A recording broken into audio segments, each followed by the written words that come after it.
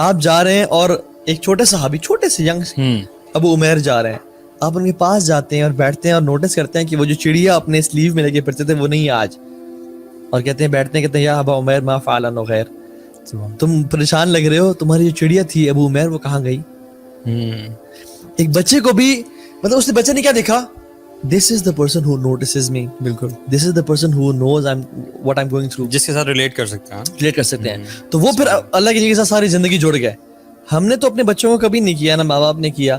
تو پھر ہم نے کیا کیا کہ وہ جو کل ہم نے بات کی تھی کہ جاوید نے اپنا کندھا دیا تو ہم نے اسے کندھے پہ سر رکھ لیا اور کہا کہ جاوید تو نوٹس کرتا ہے, میں پریشان ہوں, میرے ماں باپ نے تو نوٹس نہیں کیا, میرے دوستوں نے نہیں کیا. بلکہ اس کو نا سائیکالوجی کے اندر یہ باقاعدہ سے اس کو دی اٹیچمنٹ تھیوری بھی کہتے ہیں کہ وہ بچے جن کو بچپن میں, جو تھیوری کہتی ہے بیسیکلی, وہ بچے جن کو بچپن میں کوئی ایسا شخص نہیں ملا who they can lean on, یا وہ شخص جس کے اوپر وہ بھروسہ کر سکیں, وہ بچے بڑے ہو کے ان کو میڈیکل کنڈیشنز بھی ہیں, ان کو سائیکولوجیکل کنڈیشنز بھی ہیں, وہ اپنے کریئر میں بھی بنسبت دوسرے بچوں کو جن کو وہ بندہ ملا ہے ان سے پیچھے رہتے ہیں. اور وہ شخص کیوں ہے, اس کی ریزن انہوں نے بتایا. ریزن یہ تھی کہ اس ٹائم پہ جب وہ بچہ چھوٹا ہے, نابالغ ہے وہ بچہ, وہ ٹائم ہوتا ہے بچے کی ایکسپلوریشن کا اور دنیا کو سیکھنے کا.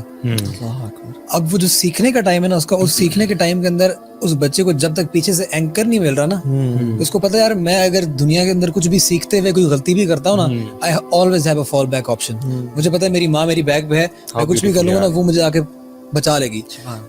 ان بچوں کو جن کو بیک پہ کسی قسم کا کوئی اینکر نہیں ملتا, ان کو پتا ہے کہ میری ماں مجھے سپورٹ نہیں کرے گی یا میرا باپ مجھے سپورٹ نہیں کرے گا if I mess up something, وہ بچے کبھی ایکسپلور نہیں کر پاتے دنیا کو. جب وہ کبھی دنیا کو ایکسپلور نہیں کر پاتے, نہ وہ دنیا کو جانتے ہیں, نہ وہ اپنے آپ کو جانتے ہیں, نہ وہ اللہ کو جانتے ہیں, اور وہ ساری زندگی اسی طریقے سے ایک فیلئر کے طور پہ ہر فیلڈ کے اندر گزار کے زندگی چلے جاتے ہیں. کمال ہے. اور وہی جو ہے نا وہ پھر لو سیلف اسٹیم کا شکار رہتے ہیں.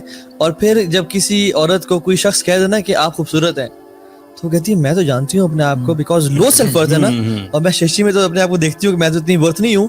And lightning doesn't strike twice at the same place, ٹھیک ہے, حالانکہ افیکٹ نہیں ہے, ٹھیک ہے, واللہ عالم. لیکن first time she feels important and she thinks کہ یار, and he has such a bad eyesight کہ یہ اس نے مجھے ایکسیپٹ کر لیا ہے, اب اس کو جانے نہیں دینا اس سچویشن کو, ٹھیک ہے جی پکڑ لو, ہولڈ آن, کیش کرو سر.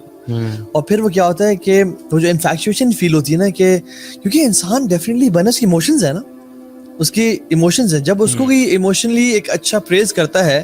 اچھا اسلام میں نا تعریف کو اور اسراف کو بڑا ہولڈ کیا گیا اور پریز نہیں کیا گیا. بالکل. تعریف کو دبایا گیا کہ تعریف منہ پہ نہ کرو, اور اسراف کو. لیکن سبحان اللہ آپ دیکھیں میاں بیوی کے کانسیپٹ میں اس کی باؤنڈریز کو بہت لینینٹ کر دیا گیا اور کہا کہ کرو کرو کرو. just to build that relationship. تعریف آپ کا کھانا اچھا نہیں بنا, تعریف کو جھوٹی تعریف کر سکتے ہو, خوبصورت نہیں لگ رہی آپ تعریف کر سکتے ہو, اور زیادہ کرو انکریجڈ ہے. اور بیوی پہ اسراف کرنا یعنی صدقہ کہا گیا ہے. میں اس کو وہ اسراف نہیں کہہ رہا میں, لیکن بیوی پہ خرچ کرنا اس کی نیڈ کو پورا کرنے کے لیے, وہ اٹ سیلف وہ خرچ کرنا نہیں ہے, وہ صدقہ ہے آپ کے لیے. یہ کٹ کر دیں یار, مزمل کٹ کر دیں پلیز, لائیو ہے کیسے کٹ کر سکتے ہیں. سو سبحان اللہ اسلام کا کتنا ڈیپ کانسیپٹ ہے. اگر ہم سائیکالوجی کو پڑھیں نا انسان کی اور اسلام کو پڑھیں, ہم کہتے ہیں یہ دین واللہ ایک رب کی طرف سے ہی آیا جو کہ حق والا رب ہے اور کہیں سے ہو ہی نہیں سکتا. تو اسلام اتنا زیادہ نا انسان کے جو کانسیپٹس ہیں, جو ہماری نیڈز ہیں, ان کو وہ کرتا ہے. آپ یہ کہنا چاہ رہے ہیں کہ جن لوگوں کو گھر میں بہت زیادہ پیار ملتا ہے اور جو ان چیزوں سے نہیں گزرتے وہ پیار میں نہیں پڑتے؟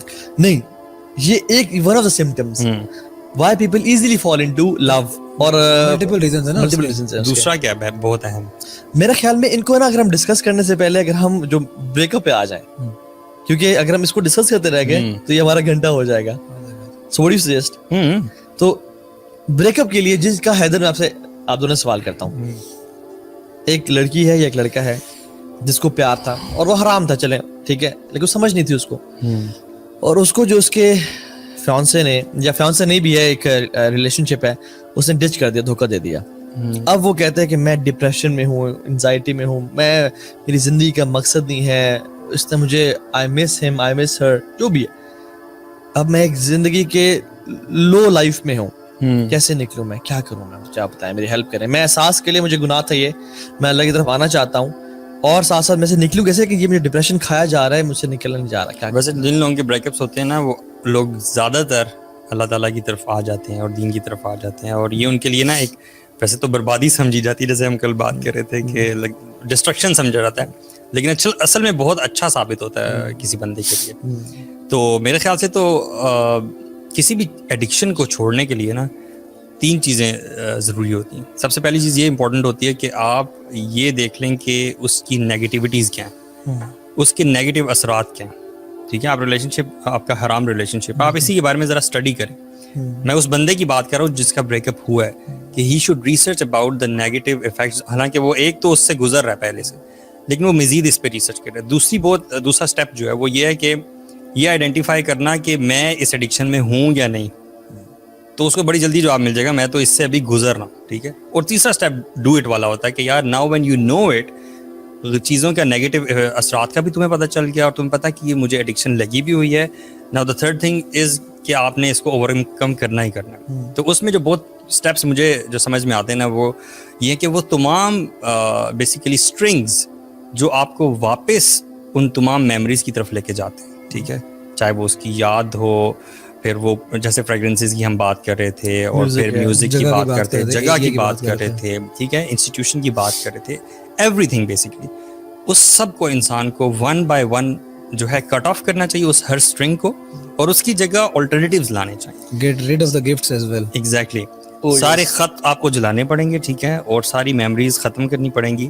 دفنا بھی سکتے ہیں, زمین میں دفنا بھی سکتے ہیں. دفنائیں گے نا تو آپ اپنے آپ پہ یقین نہ کریں, maybe some years later you would go and dig them up again. ٹھیک ہے, نیور ڈو دس. ایک بندے نے دفنائے تھے اس لیے کہہ رہا ہوں. So sometimes you might want to go check it out کہ یار ذرا جا کے دیکھیں ابھی ڈیکمپوز ہوئے یا نہیں ہوئے. ٹھیک ہے, صحیح ہے. تو بیسیکلی وہ سارے اسٹرنگس توڑ کے نا میں سمجھتا ہوں ان کی جگہ ریپلیس کرنا چاہیے انسان کو. اچھی گیدرنگ میں پھر جائے انسان, ٹھیک ہے, کوئی تفسیر سیشن یا اس طرح کے اسکالرس کے ساتھ اٹھنا بیٹھنا. اچھا, ایک اور چیز بھی ہے, some people when they are in this depression phase, rather than thinking what's coming ahead, what should I do right now, they keep themselves fighting the negative emotions and keep them busy in fighting these negative emotions and loneliness میں چلے جاتے ہیں, loneliness میں چلے جاتے ہیں, اور کہتے ہیں کہ یہ کیوں آ رہا ہے مجھے, میں کیوں ایسا ہو رہا ہوں, اور اس میں پڑ جاتے ہیں. یہ ایک ویشیس سائیکل ہے جس میں وہ پڑ جاتے ہیں, ناٹ ریئلائزنگ کہ اگر وہ اپنی انرجیز کو اس سوچ کو فائٹ کرنے میں گزارے بغیر ریئلائز کریں گے okay this is happening and this is not happening to just me, this happens to everyone جو کہ اس فیز سے گزرتا ہے. I am in this situation, اب آگے کیا کرنا ہے. کیونکہ ماضی جو ہے نا, ماضی بڑا خوبصورت ہے, یعنی ماضی بڑا امپورٹنٹ ہے.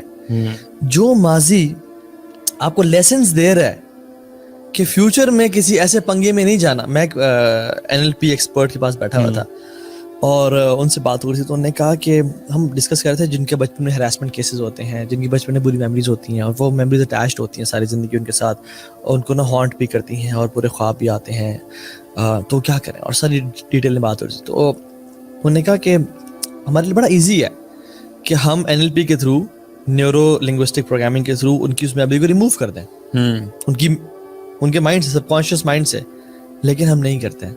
کیوں؟ کہتے ہیں کیونکہ ان میموریز کے ساتھ جو لیسنز اٹیچڈ ہیں نا وہ بھی ریموو ہو جائیں گے پھر. یعنی کسی اسٹرینجر پہ ٹرسٹ نہیں کرنا, گڈ ٹچ بیڈ ٹچ کیا ہوتا ہے, اور پھر جو اس میموری سے اٹیچڈ لوگوں کی اور بچوں کی خدمت ہے, اور اس کیمپین کو چلانا ہے, اور انرجی جو ہے کہ میں کسی پاکستان میں کسی بچے کا ریپ نہیں دوں گی یا زیادتی نہیں دوں گی, وہ ڈرائیو ختم. کتنے لوگ ہیں جنہوں نے ہاسپٹلز اس طرح کھڑے کیے ہیں, ان کے ساتھ کچھ ایسا ہوا اور ان کے بعد ہاسپٹلز بنا لیے. یہ شوکت خانم دیکھ لیں آپ, عمران خان کی مدر اگر کینسر سے نہ مرتی, it was a bad memory. اگر امیجن عمران خان, ٹھیک ہے, اپنی مدر کی اس بیڈ میموری ساری زندگی پڑھ رہا تھا اور لیزی اور لیتھارجک ہو جاتا, تو ایک آپشن یہ تھی. دوسرا آپشن تھی کہ اس میموری سے لیسن لرن کرنا کہ میری تو ماں مری لیکن کسی اور کی ماں نہ مرے.